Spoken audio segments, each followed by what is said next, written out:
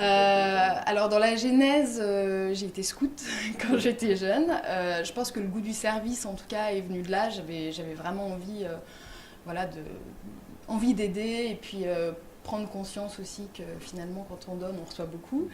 Voilà, c'est une vision un petit peu naïve, mais en tout cas, c'est comme ça que c'est né.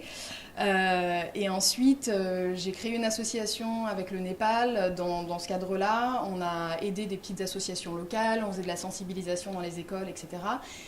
C'était au moment de mes études et j'ai souhaité me professionnaliser dans l'humanitaire, donc en me renseignant. J'ai fait une école voilà, qui était en lien avec l'humanitaire et voilà, il s'est passé différentes choses. Je suis partie comme volontaire dans une association, comme bénévole, pour ensuite voilà, arriver à me faire embaucher par des structures plus professionnelles.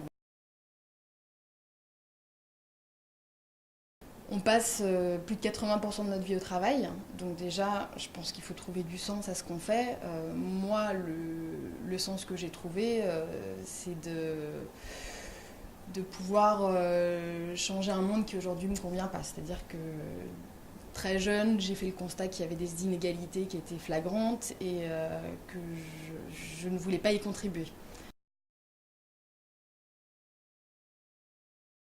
Ah bah oui, bien évidemment. Enfin, je pense que surtout sur la partie que j'ai vécue à l'international, hein, à l'étranger, je me suis retrouvée dans des coins qui étaient quand même très reculés.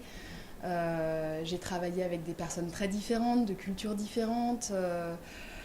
Oui, je pense qu'on sort vraiment de notre zone de confort. De toute façon, on est challengé au quotidien quand on est ce qu'on appelle sur le terrain. Et oui, oui, j'ai vécu beaucoup de choses que j'aurais pas vécues. Et on se le dit souvent avec mon conjoint si j'étais restée ici, c'est certain.